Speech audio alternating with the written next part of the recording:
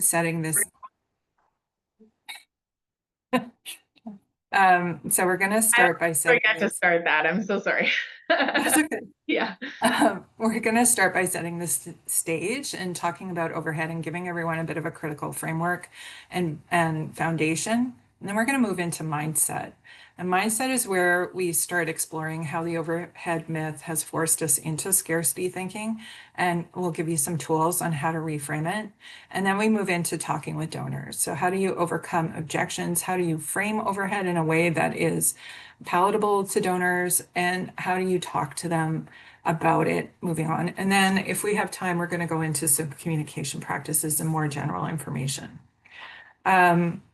So this is me. Hi, I'm Emily. I've been in fundraising now for almost 20 years. And I hold a CFRE. I've worked in major gifts, and more importantly, I'm from Saskatchewan. I grew up here.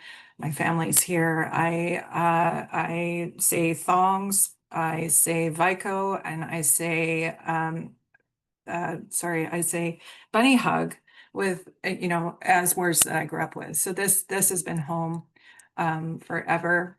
I've run campaigns ranging from $750,000 all the way up to 150 million. And in consulting, I've done consulting now for about 7 years, feels like just yesterday. And worked with clients who had budgets of like $5,000 all the way up to, pick your number. We really came up with Brazen Fundraising because it just doesn't make sense to me that there are so many charities out there that need access to the tools and supports, but don't have the funds to pay for consulting. And so then you end up in this spiral where you end up not being able to achieve your impact, which impacts how much funding you can get, and it just becomes this downward thing. So we are starting to do online courses and providing online tools and training so that everyone can have what they need in order to create the impact and the funding that they need in order to achieve that impact. So to get us started, the first thing I want to do is to ask you in the chat to tell us what you think overhead is.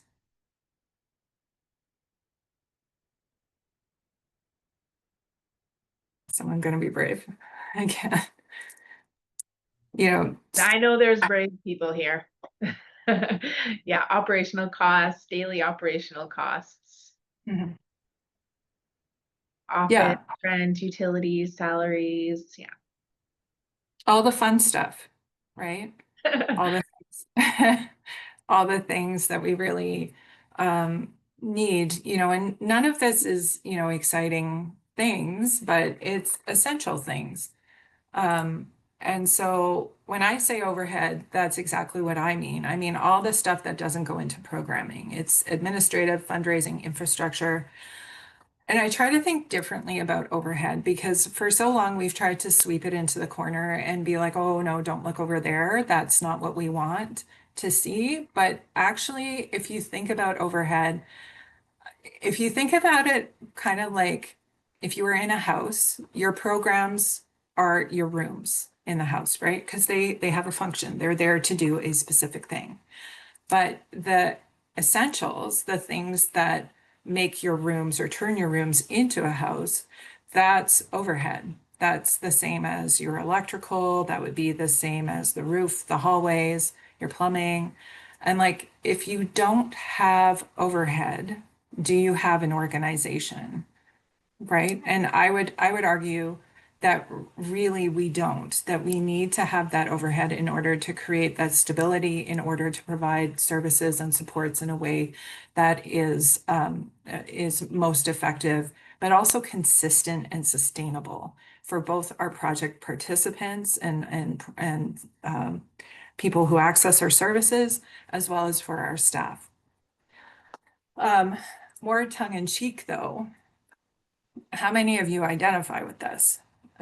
Like, this is the epitome of what we're dealing with right now. So 88% of charities, Canadian charities, cite financial uncertainty as a major concern, and 70% say they struggle to attract and retain staff due to low pay.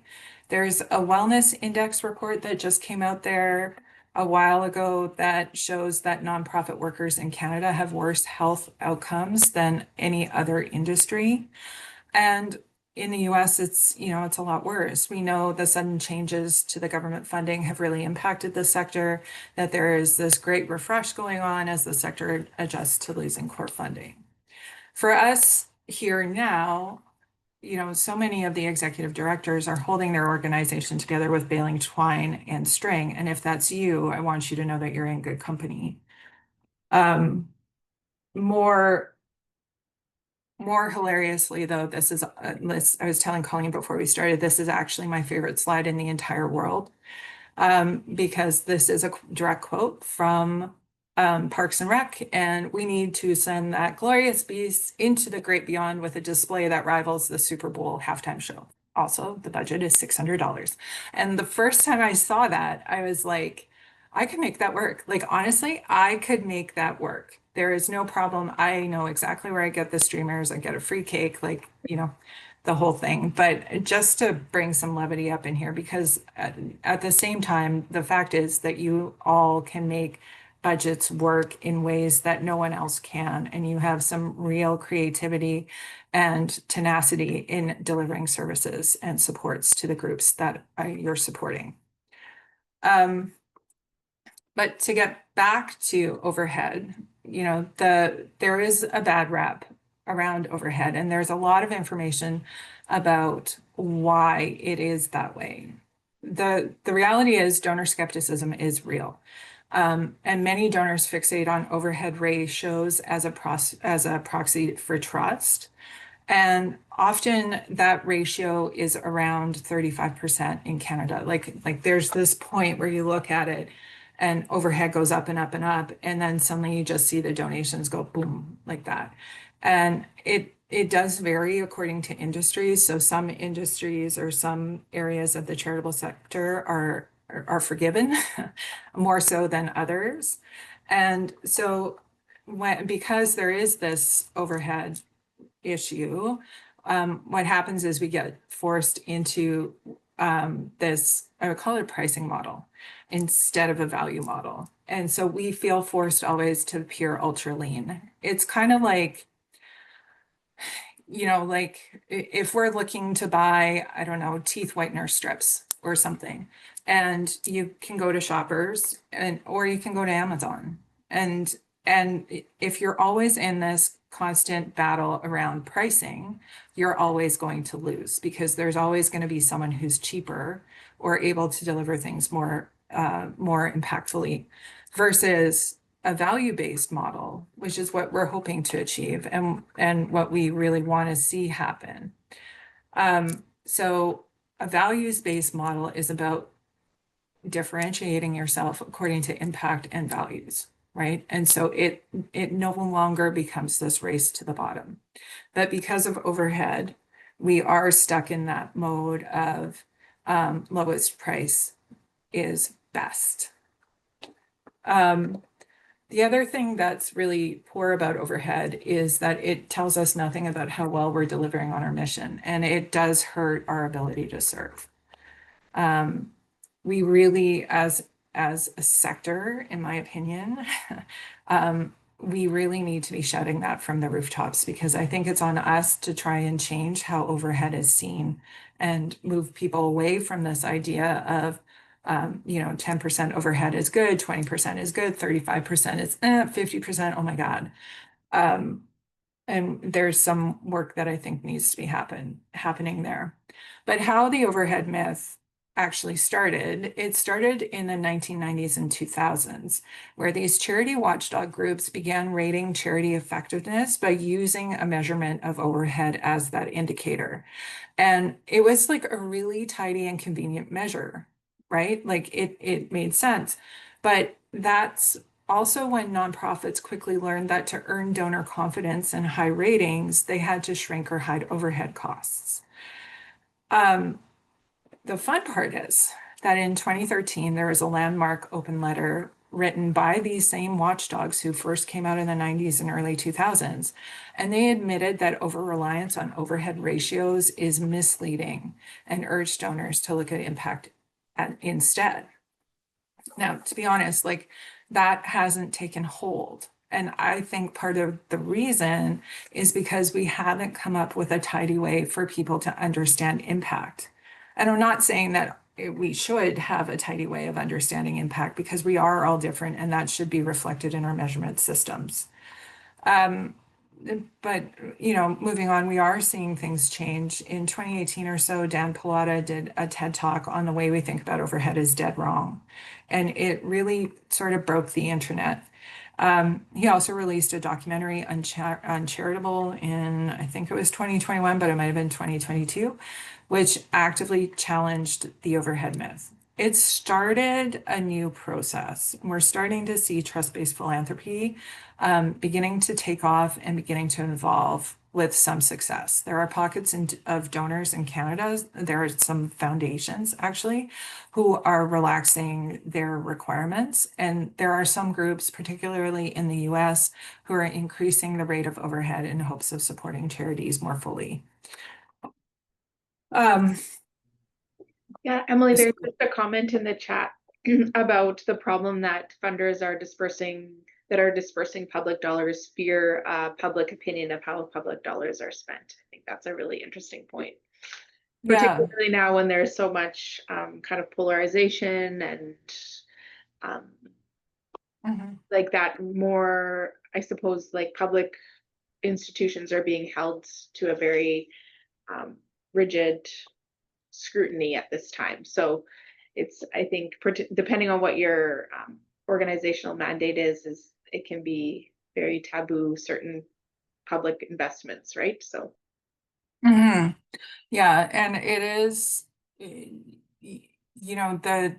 is an issue. And what I would say is that there's different conversations to be had. We may never win that conversation with the public system. Like we may never. But we could actually win the conversation with individual donors. And so the more we're able to diversify our funding so that while our messaging stays the same, the better. And the more open we are around what it actually costs to do this work, the better, I think. Does that make sense? I can see that somebody else chatted, but I can't see what they said.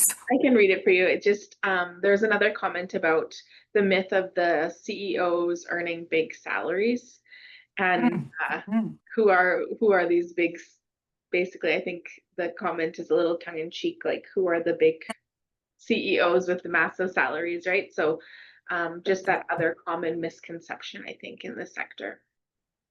Well, and I'm sorry, but the CEO of SaskPower versus the CEO of Rogers versus the CEO of any other organization, do any of us sit there and get in their face about how much money they make? Maybe SaskPower, maybe, but that's because it's in proximity to public institutions. But if we and that's something I actually am very in faces about is if you wouldn't ask that question to a for-profit company, you have no right asking me as a nonprofit person. And I would love to meet the nonprofit person who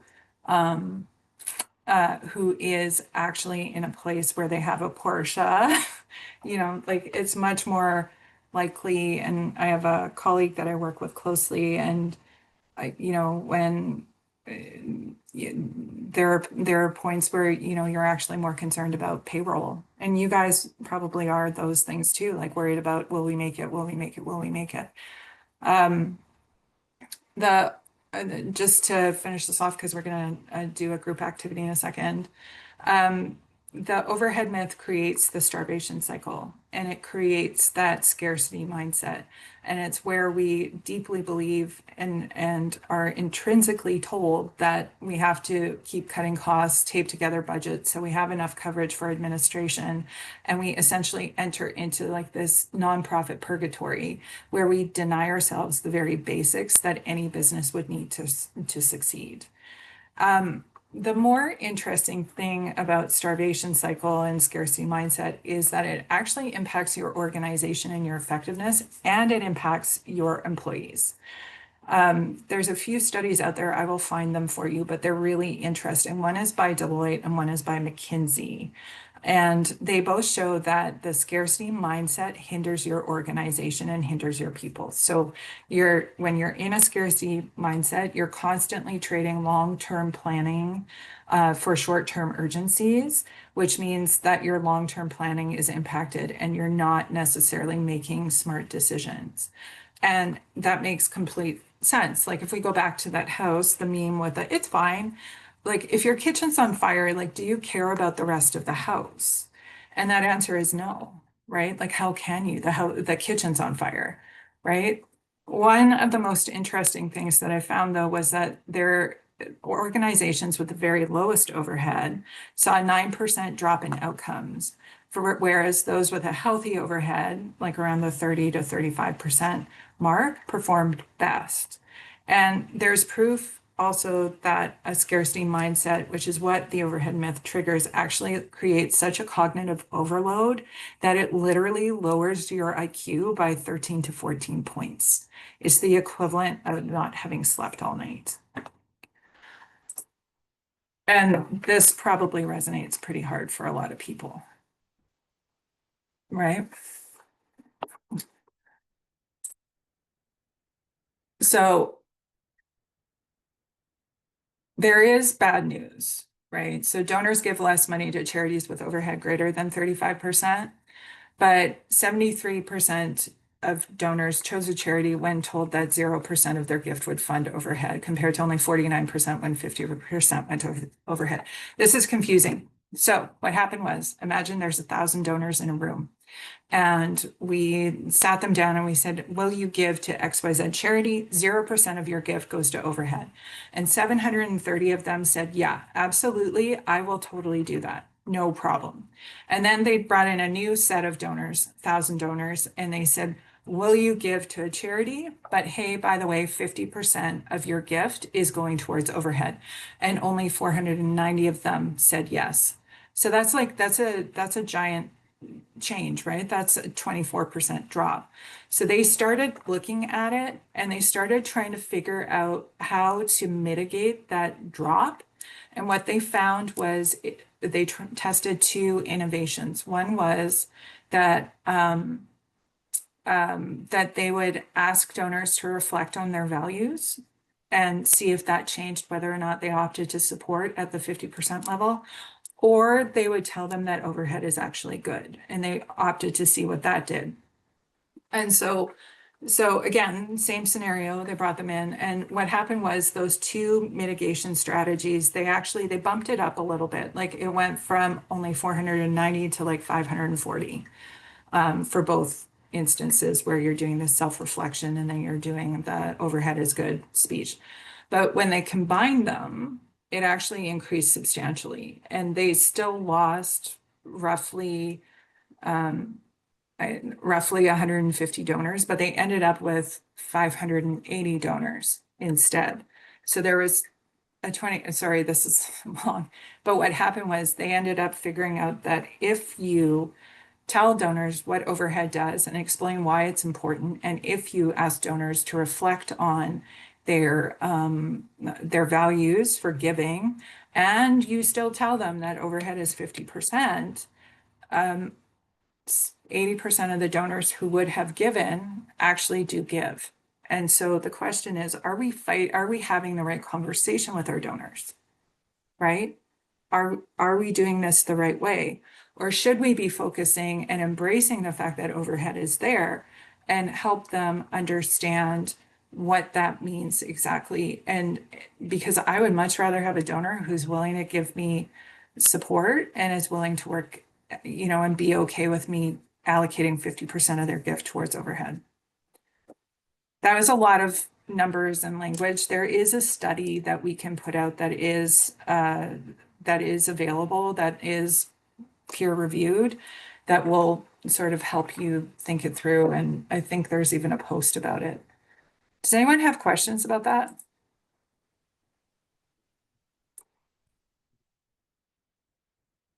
Okay.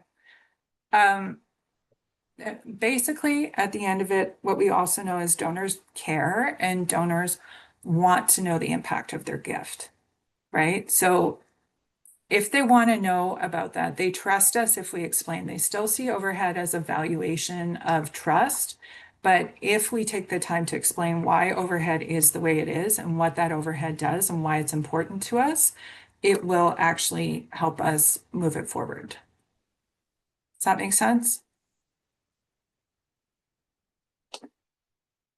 Okay. What, there's 18 of us, right? So what we're going to do is break into some groups to have a conversation around how has overhead affected you and your operations.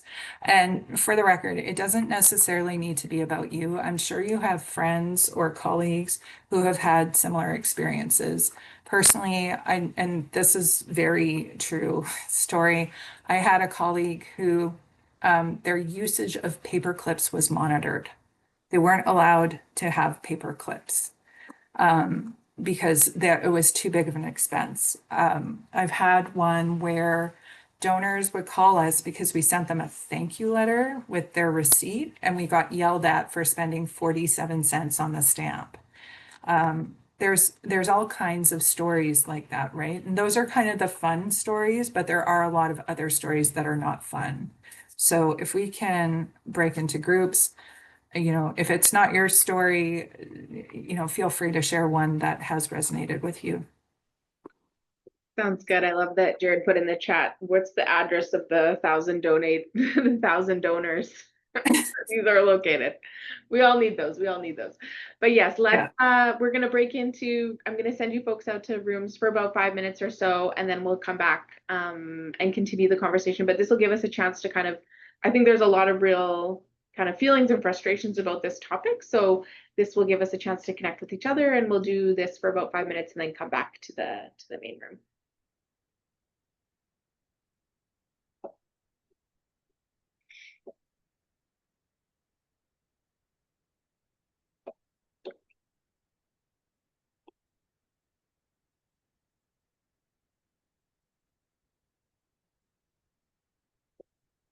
This is quite interesting. I like this.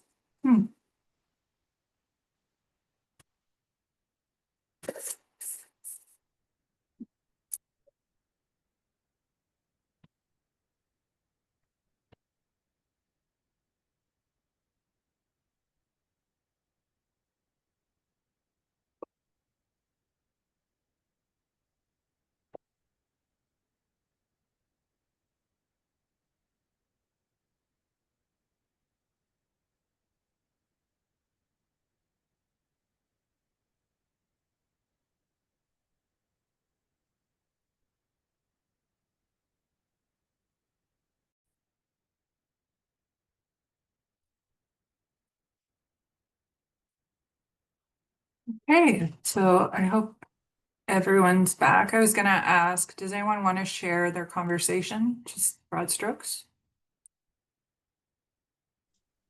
I can share from our group. We talked about in terms of the overhead cost for some organization like MCAS, the Multicultural Council of Saskatchewan. Our overhead cost, our operational cost is covered by Sask Lottery through Sask Culture. So that aspect of it is taken care of. But I talked about in terms of when we have projects, specific projects like March 21st for anti-racism. So that some funders will say like no travel cost, no food in terms of refreshment. And that also came from Daughters of Africa as well. And the food it's a way of after the workshop or after you do something, it's to build that relationship and it's essential. But I think funders see it in a way that is, or people can feed themselves and come to the program, just attend the program and then leave. But I think it is to connect people, to build a relationship. So it's essential. Yeah. The other aspect someone else mentioned was in terms of one staff person working from home, so there is no really overhead cost, but in terms of career development, right? Pay for professional development. reluctant towards that, which is the person's development to do the work, right? Another one that was mentioned was the grant given, but funders will prefer to buy staff for the activities, but not have a person to coordinate the project. And that aspect of it actually is who would implement the project then, right? So I think the idea of we'll give you money for activities, but we can't give you for a person to coordinate it. It's not the project going to coordinate itself. So it's just very silly. Yeah. So, Yeah. Thanks. Thank you. And just on that note, I used to work in international non-governmental organizations. So we could always find money to build a school. That was never a problem, but finding money to support a teacher in the school was the hardest thing ever. And it was always something that people were really reluctant about. I appreciate you all have had conversations, and so I'm hoping we can come back to them after, but thank you, Jordanos, for sharing. I want to keep going though, if that's okay. We're going to get into the mindset and talking to donors and building trust. And the biggest one is, how do we talk to donors about overhead, right? And what it comes down to really is around your mindset within that perspective. So if you, like, one of the things that I ask is, especially with the word mindset, it's such a buzzword these days, as is abundance and scarcity. But at the end of the day, mindset is answering the question, how do we see ourselves? Are we recipients of funding, or are we partners in change, right? And the reason that that becomes important is because it changes how you interact with a donor. So this is like a really quick exercise. I'd ask you can either put your fingers up like this, or you can hold on to your hands. It doesn't matter. But I want you to start counting. I'm going to say things. And I want you, if it applies to your organization, please put a finger up or put a finger down, whatever works for you. And I do this with executive directors often. So put a finger down or up if you have been operating in the community for a long time. If you are accepted and trusted by the community. If you have a team of experts or people who care. If you have clients who have told you that you've made a difference for them. If you are the only one in the community doing this work, or doing it the way that you do it. If you report back to donors. If you have partnerships with other groups. If you know how many people you've supported or the number of programs you've delivered over the past year, 2 years, 3 years. Yeah. If you have a vision for the future that is big and bold. If you are financially capable of taking on big goals. So there was 1, 2, 3, 4, 5, 6, 7, 8, 9. There were 10 of them. You're not going to have gotten 10. And if you did, I would really like to know your organization. But like, that's normal that you didn't get 10. But however many fingers you put up in that, write down that number. And if you're not entirely sure, you can make it up. Like, if you're like, I think I did 7, then you did 7, right? So the question is, like, why did we do this? Well, these are actually the tools in your toolbox, right? And I want you to realize that you're also in a position of power here. So if you count the number of tools that we just counted that are available to you, the question is, do donors have those same tools? I mean, a donor does not have your reputation, your expertise, your history, your relationships, your impact. If they did, they'd be doing the work, they wouldn't be supporting you, right? So if you can think about it that way, the donor they have influence, they have connections, probably they have funding, and those things are all really, really important. But guess what? Your tools are also important. And what happens is you actually need each other in order to create positive impact and change. So when you're in front of a donor and a donor is, asking you about overhead and what your overhead rate is, what I want you to do is come from a place of parity, of no, I am your partner in this. You need me and I need you. And the reason that that's important is because donors have this duality. I work in major gifts. I work a lot in major gifts. And what I've seen with donors is it's a two-step process, right? On the one side is the feeling, the feels, that does this align with my philanthropic goals and vision for the future, right? Does this appeal to me? Do I feel good about this work?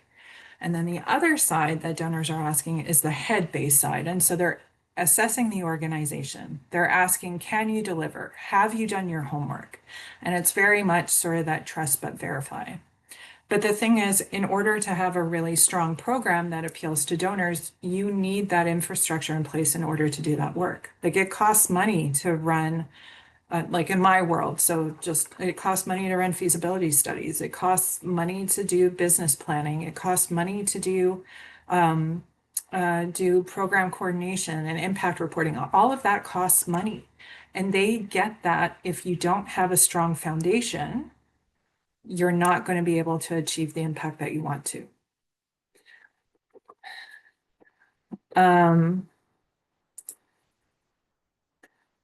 So we just did that for a reason, right? Like, so here you are on parity with your donors. You are a partner in change. You are not a recipient of funding. And now we're going to talk about how to talk about overhead with your donors. So we had lots of acronyms that we were working on, but the one that worked the best was RAISE. And so that stands for reframe. And we'll get into this in detail. So this is just the overview. So if you're missing something, don't worry about it. But reframe overhead as impact readiness, align on shared values, illuminate the system, share the partnership, and engage with a strategic ask. Reframe isn't actually something that you would do with your donors in a way. Like, this is something that you set internally before you even get in front of a donor. So if I was going to, and this is a question and a bit of a reflection for you right now, if you are going to talk about overhead, right? What does your overhead help you do for your clients or people in your community? So I'll give you an example. I was working with a client. They do counseling and support, and they actually travel to meet their clients because some of their clients are in remote locations. And so for them, some of that would be around providing care. It would be around providing sustainability, providing support to those clients, right? It's about operational sustainability and integrity. And so one of the ways that we reframed it was talking about, like, when you need help, when you're experiencing a depression or some kind of mental health issue or aspect, like, you have 10 digits to call, and those 10 digits can take you forever to put into the phone, and then try and get into a car and drive and get to your appointment and attend that appointment. Like, that can be really, really hard for people. So we've come in and we are committed to meeting our donors or meeting our clients where they are. And that could mean that we're meeting them in their house. It could mean that we're meeting them in the center where our operations are, or it could mean that we're meeting them on the playground. Wherever they feel safest is where we meet them. We're talking about mileage. you know? But what we're really talking about underneath that is care. I hope that helps. The other thing will be, and sorry, I'll try and watch the chat at the same time. The other thing that is good to think about is aligning on values that your donors hold. So there are different types of donors, and how you speak to one donor may be different than how you speak to another donor, right? I personally will cry my eyes out when I see a video about dogs finding their forever homes. So I'm very different than how you would speak to, say, an engineer or a businessman or something along those lines, right? And so we need to think a lot about how we tailor our messaging to those donors so that we're putting our best foot forward when we're talking about overhead.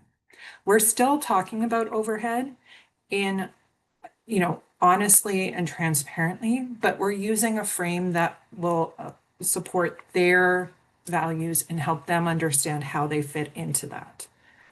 So we did this, and this is something that you can do because your donors are different, right?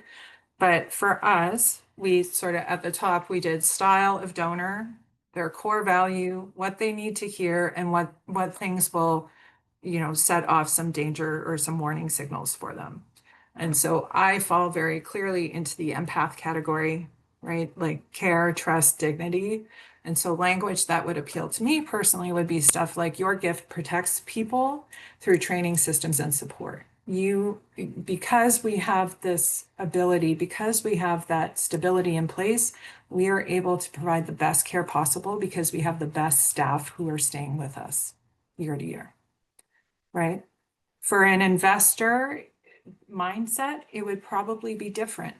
It would probably be around strategy or ROI or scale, like, that they want to hear things like, your gift unlocks the support we need to create the impact and reach 156,000 kids. All of these numbers are made up.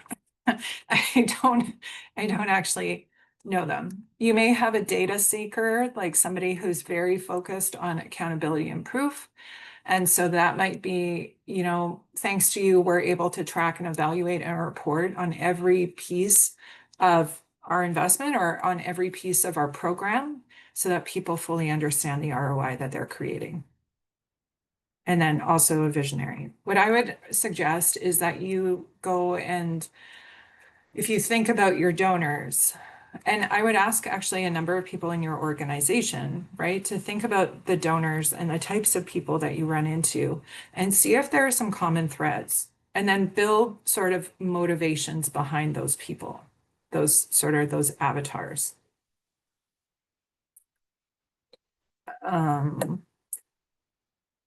Yeah, I can see that there's some chats, but I can't. There we go. I can help you. There's a comment that the donors of this organization typically stipulate the amount of the admin overhead that they can charge. And it's typically a percentage that they're kind of putting forward already at the beginning. So any suggestions for supporting, if they're already coming forward with a percentage, maybe changing that mindset or engaging that conversation, opening it up, that kind of thing. Yeah, I think that there's probably three things you can do. One is to make sure that you fully cost that budget for your plan. So if an FTE is partially allocated towards it, it becomes a project cost. And then that will help alleviate some of your operational budget issues. And you can allocate that savings towards other things that need to be funded within your organization. The second would be, and it's a longer term thing, is we as a sector need to start talking about why overhead is so important and actually showing the full cost for running these programs. So I live in a different world, right? I am usually the hired gun and the person who's brought in to say the really uncomfortable things to organizations so that the actual charity has that ability to say, oh, well, that wasn't me. I'm so sorry. I didn't expect that to come out of her mouth, right? But that's where you're able to begin having those questions with them about, can you explain how you came up with that overhead percentage?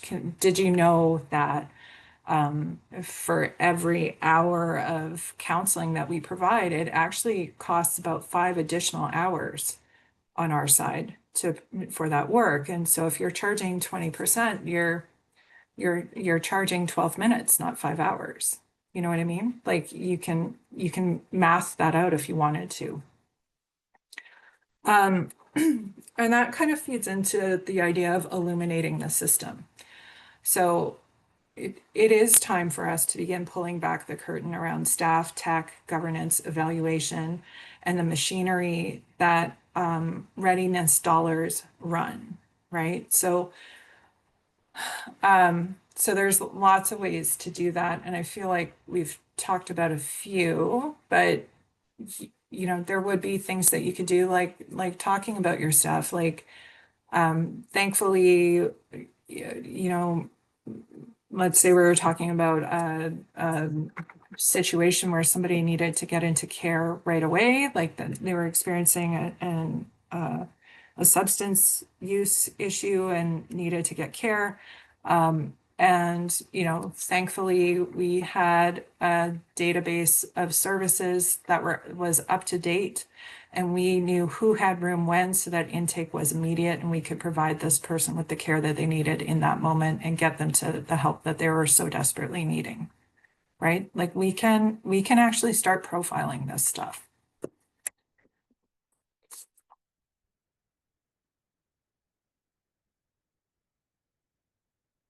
And then the next one is to share the partnership, right? So help the donor see themselves and bring it back here. So it's always about the donor, and it's always about the values that you achieve through the overhead side. And then finally, engage. Like, ask a question. Like, how do they feel about overhead? How do they feel about our approach to funding programs? How do they feel about all of that? That's an important thing to ask. And we'll get into that also. So we have a booklet, by the way, so this will be in here for you, but these are the steps that happen. So it's reframe overhead, talk about, you know, what overhead means. Is it readiness? Is it sustainability? Is it care? Like all of those. Align on the shared values that the donor has with you. Talk about the systems and how those systems help you achieve the values that we talked about.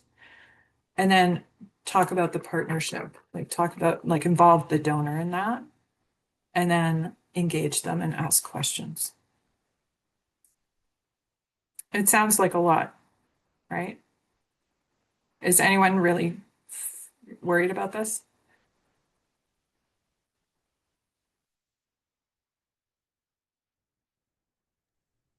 Okay. I'm assuming everyone is worried about this, and we're just, you know, and that's fine. So if you have any questions, please feel free to reach out, but this will be in the booklet that you guys will get at the end. Yep. Just jump in if anyone wants to. I think Elaine would like to say something. Oh, okay. Sorry, I can't. I guess what I'm thinking about our donors as a nonprofit group that supports African descent women and others who need our services. We don't often get to have these kinds of discussions with our donors. They send out the parameters of what they're willing to fund. And if you want to go in with what they want to fund and you put in a proposal to do exactly that, there is no discussions at all. You just upload your proposal and hope that you hit all the highlights. That because they do have their values, like they work with nonprofit groups, they work with racialized people, they work with youth, so you know what their values are. So I think from our small organization point of view, just putting a few sentences in about the alignment of the values, which we always do, because they say, how are you doing ABC, which is what we want to fund. And so you do that, but just making sure we reframe and put in a sentence or two that just says, we get it, but this is what we're doing, and that's why it, so I think that we can just add something to the proposals that speaks to these issues, even though there'll be no back and forth conversation. Yeah. At least at the ones we work with, so. Yeah, and that's really valuable, because even though they're not having the conversation, you can, right? And you can always have that, I think about it as sort of as an offering to them, an offering of knowledge. Hey, you may want to know that it costs, that actually the overhead need for running a program of this is X, and we're receiving funding of Y, and there is a gap there, and I just want you to understand that. The other thing I would say, I don't do it as much anymore, but I used to do a lot of grant writing and had taught that. And one of the things we would do always is full cost that budget, make sure that that you're including people and staff in there who are part of it, if that's part of your mandate. And it is, it's unfortunate I don't have an answer that fits everyone, but I love your comments and your thoughts there. Jordanos? Yes, I just following up to what Elaine said, and I just wanted to clarify in terms of donors, the way I understand it, and I want clarification for it is donors and application for funding like grants are two separate things, right? So in that, okay, so in that case, I mean, like with donors, obviously aligning with their alignment in terms of what they value, but the conversation can happen if they invite that conversation. But what happens when, and a lot of nonprofit organization relies on application for funding, which is highly competitive. And that, as Elaine mentioned, it's like, it's set. It's like it's A and B and C, if you can do this, or even they put, if the project is, if we don't give you the full amount that you're requesting, can you still go ahead with the project? Meaning that, can you put money from your own money or other money gathering, that can you still do the project? That's part of it. So it's a pretty much in a different landscape that you are competing. There will be organizations that will take anything, right? Mm-hmm. Us is one of us, right? So in that landscape, it's separate from donors. So I was wondering if you have, if you can clarify that. Sure. So if you're in the middle of a granting application, we had actually done quite a bit of work around whether or not this application is worth it. Like, what is the cost to the organization? And we had a number of them come back where it was a relatively small grant amount. It was 5,000 or 10,000. And they wanted quarterly reports and sub-annual or semi-annual reports and an annual report for, like, we would have spent more in staff time managing this than we would have in actually using those funds. And so I mean, again, like I'm in a different place, but we actually sent them an email and said, it's basically, we said it's not worth it. So, but that meant that we didn't apply. And so it is a tough place to be.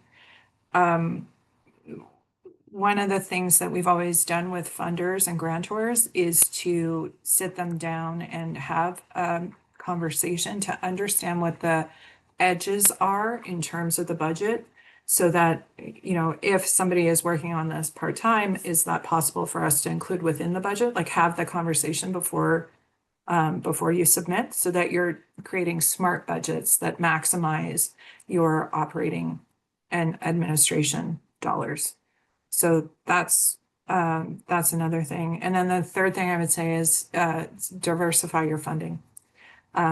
Because, well, you know, there's various streams within fundraising. There's major gifts, there's annual fund, there's grants, there's foundations, like there's all of those funds. And if you're over relying in one area, you're actually creating risk. And so while it's always good to hold on to what you have, it is a really good thing to explore other areas and try and find some additional dollars so that you have that flex in the system.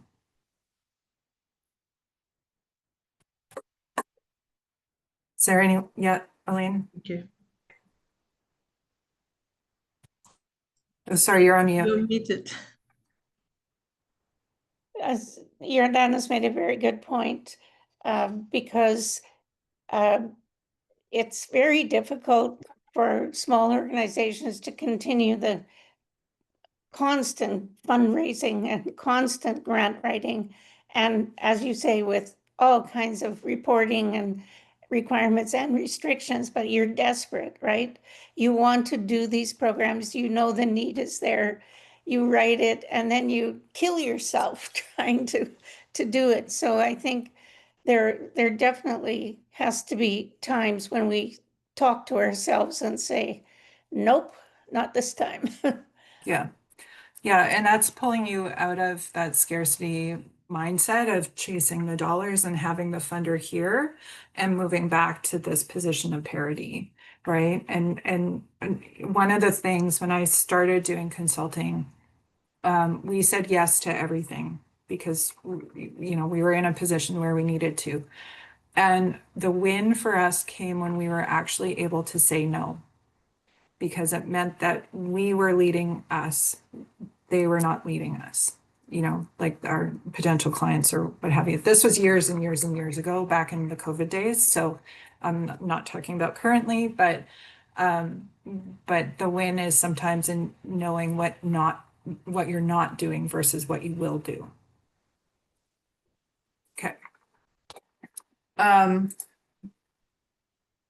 So if you ever need a script for a donor, this is what I would recommend. And I'll touch on this briefly, but again, it should be in your package. So, so there's that. So you've always believed in care, and so do we. That's why we invested in our staff, because having consistent staff ensures that consistent care is delivered to our clients. As one of our most important partners, I'd love to invite you in to see how that works and why that impact is so important. Right? So 3 parts. You've always believed in blah, so do we. That's why we invested in whatever, because that's what ensures blah continues to happen, right? And achieve shared value. And as one of our most important partners, I'd love to action. Yeah. So next would be a group activity. We're going to meet Marge, and we're going to do this together. Marge, this is Major Gift Marge, and we're going to talk to Marge about her gift.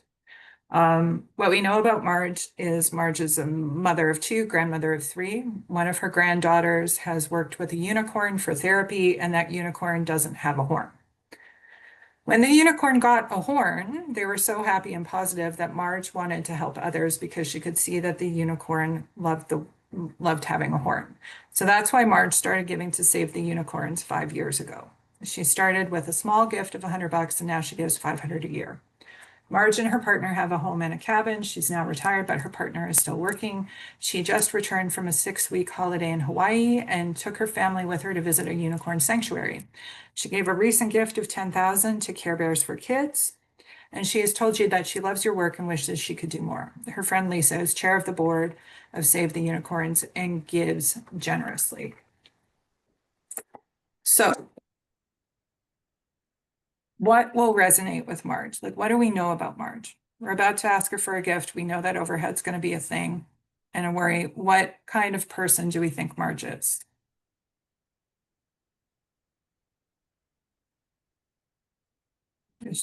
She does not, to me anyway, she does not sound like an engineer.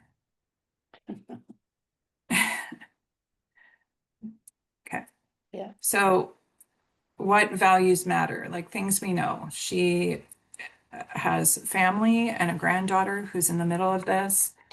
We know, Belinda says um, an empath. yeah, I would agree. She's an empath. And we know that she loves our work. So if we were going to ask Marge for a big gift, what are things that we think Marge would be worried about in terms of overhead? Like what would be the main, what are things you hear often from people? I want all of my gift to support the kids. None of it can go towards overhead. Yeah. Yeah.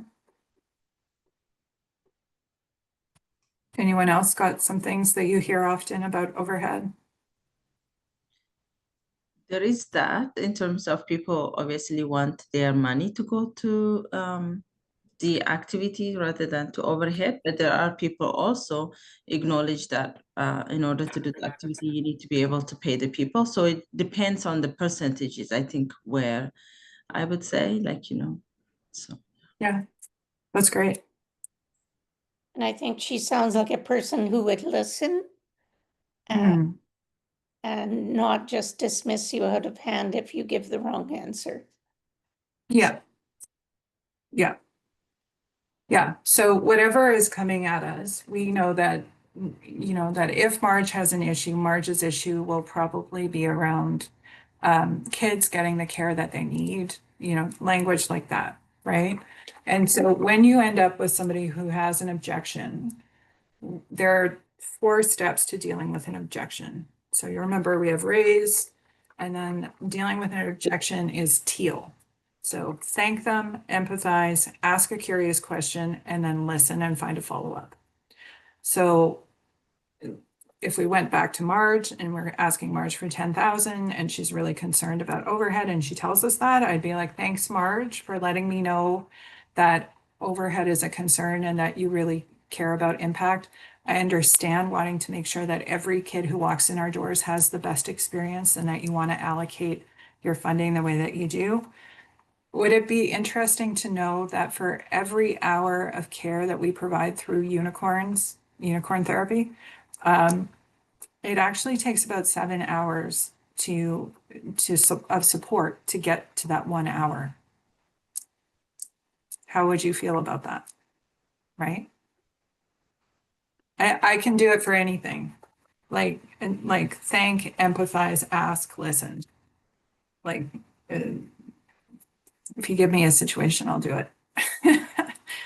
But, if a donor said, oh, that's too much, thank you so much for telling me that this is a big gift for you and that it doesn't fit with your financials. I totally understand how important it is to help as many people as you possibly can, and we want to fit into your plan. Would it be interesting to learn what sorts of tools and processes we have available to us to help you with your financial planning? And then you listen. So yeah, so that one is important so that when you're in those conversations with your donors and they're like, ooh, that overhead percentage seems like a lot, you have something that you can say to them, right? You have a framework to use.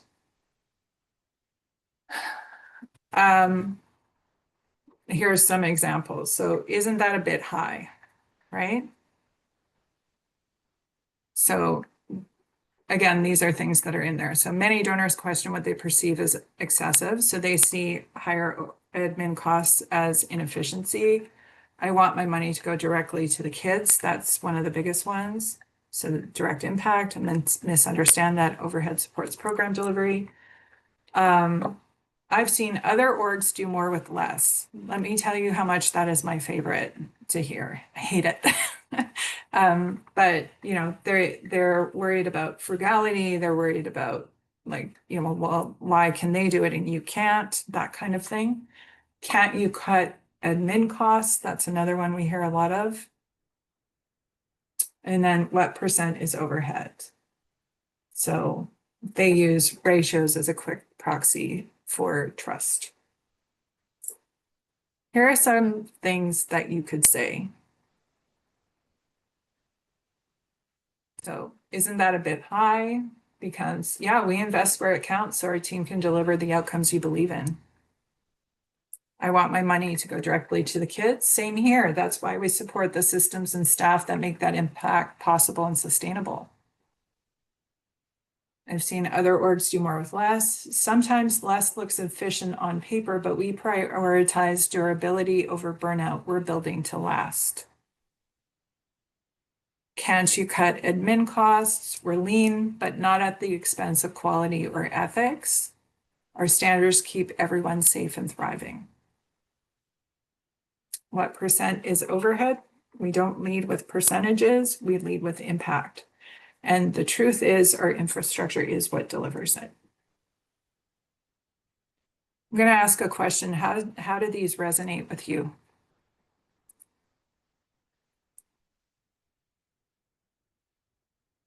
Anyone in the chat or? Hop on your mic too, if you'd like. I can say that I think they're really good and they're punchy sentences, and I can see, you know, switching them a little bit to suit the kinds of grants we apply for, just to think about the question they might be wanting to ask, but we'll answer it ahead of time. So Yeah. And that's always what I'm trying to do, is anticipate where the areas of concern are and answer them proactively so that I remove that concern. Yeah. I mean, these questions to begin with, to me, indicates the person doesn't understand what unrestricted funding means, right? Like, these are all questions that when they're donating, they have a specific purpose for their donation. And so it's like, maybe the communication at the beginning of those is like explaining what exactly is unrestricted funding. You know what I mean?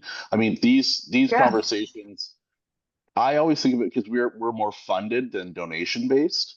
But we have the same conversations with our funders. It's like, well, can't you cut admin costs? Like, for example, we're doing we have a new proposal for a new program, and a new set of funding, and they don't want any of that money to be put towards anything that already exists. So if you have an already overworked admin person and you're asking for additional admin, they're seeing that as a continuation of something that you already have, or supplementing another part of your organization, which is a strange way of seeing things, but a conversation that I have like 4 times a year, trying to explain. It's like, well, yes, they're going to support this person who already does this in the organization, but they're doing it specifically like to like ease the workload across multiple programs.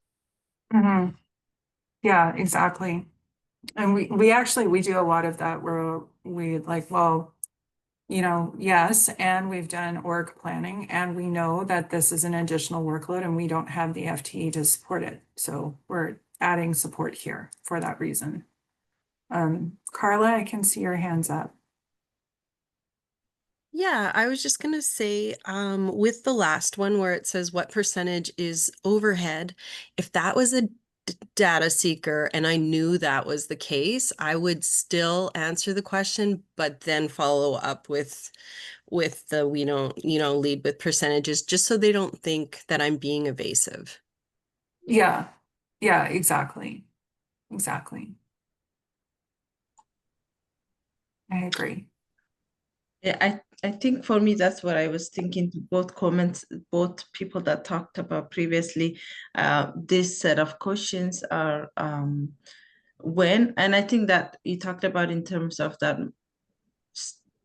scarcity mind, or like you talked about it in a way that this is when, with those type of questions, the person is already saying, this is what I want my money to be.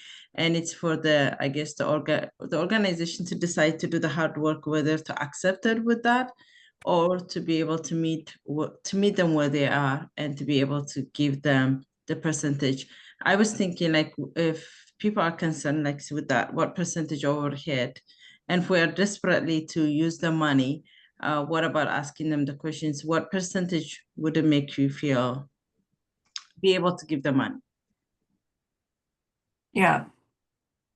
I would, if you do that, the one caution I would have, and I understand the reason, because it is a really good way to dialogue and build trust and come to the table as a partner, right?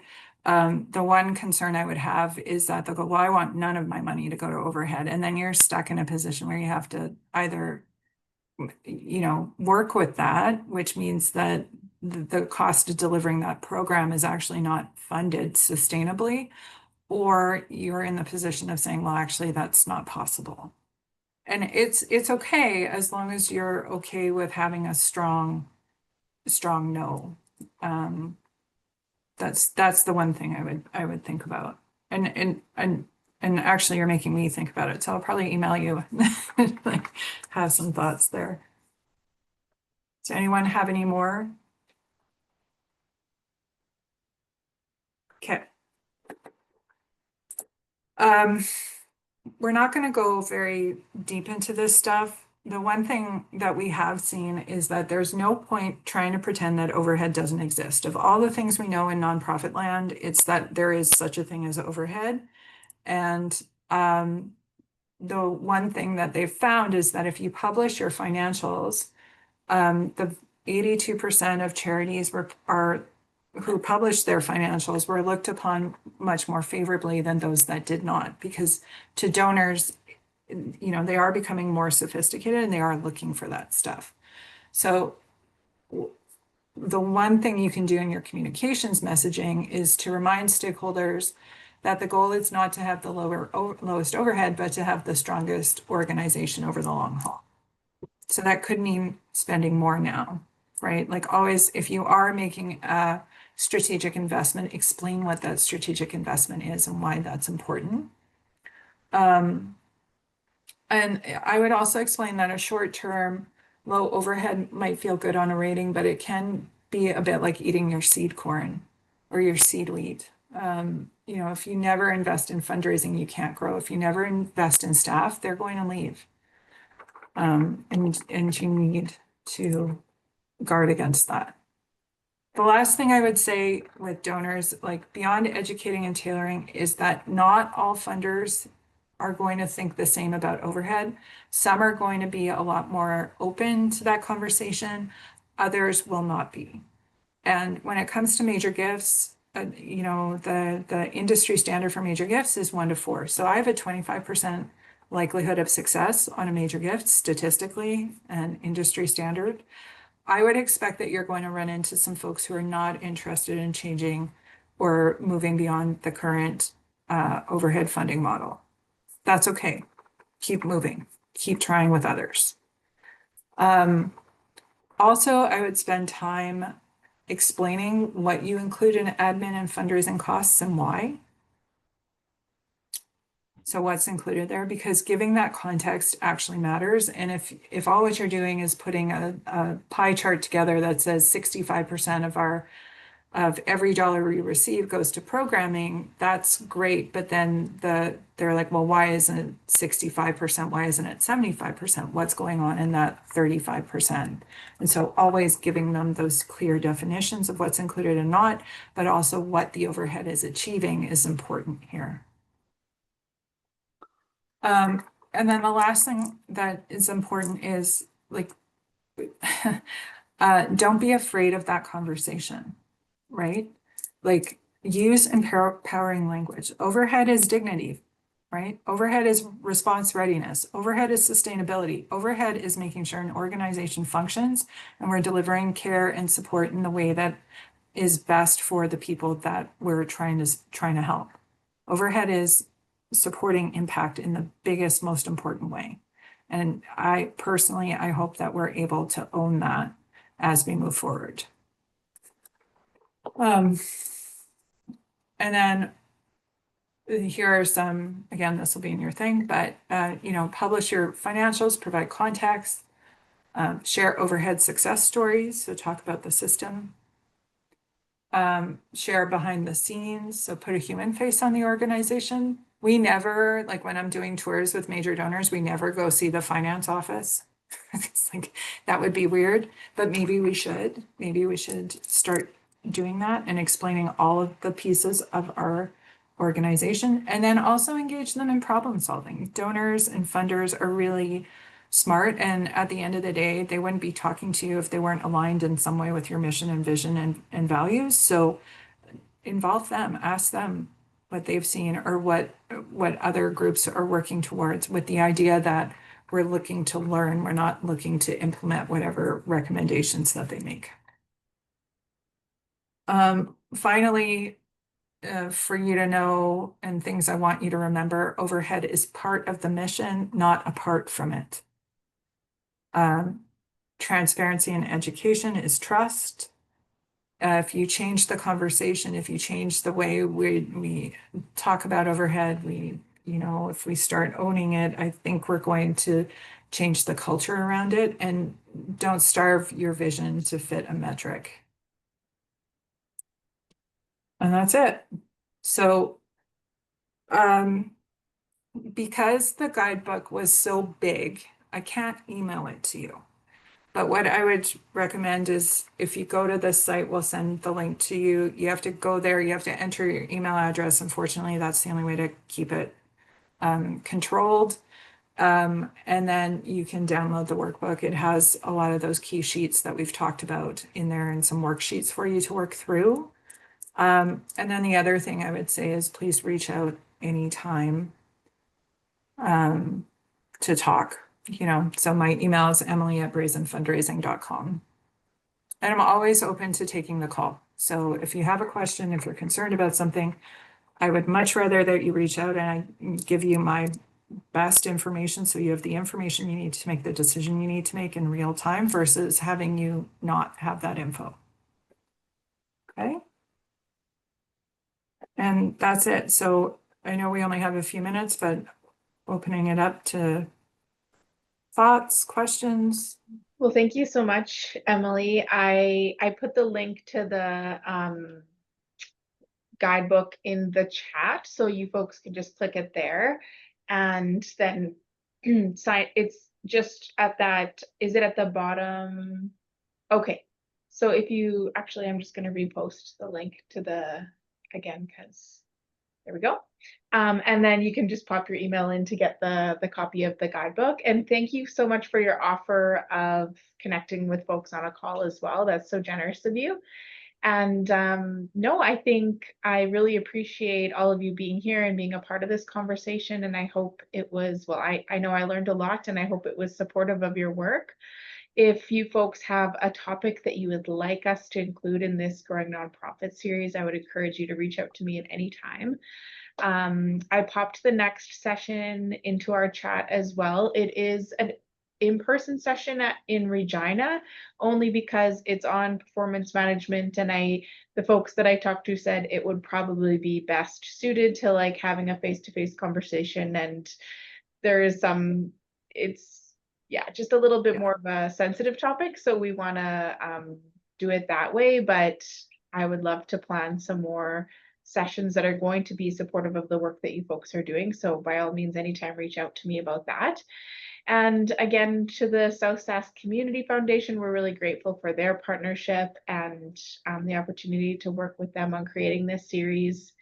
And finally, to Emily for taking the time to discuss this important topic with us. And again, something that resonates and can be frustrating, but I know like the tangible tools that you gave about ways to flip this script and, take away that scarcity mindset and lean into the importance of those overhead costs as, like you said, an essential part of the mission is really helpful, I think. So Right. thanks, Lynn, and safe travels to you. And I hope to see you all again in November when we continue our series. And I know some folks said for some reason my spreadsheet isn't filtering all the people who signed up for all sessions. So I apologize if you got the link a little bit late, but I'm glad you could be here, and I promise I'll work on my spreadsheet for the next one. So thanks everyone, and have a wonderful day.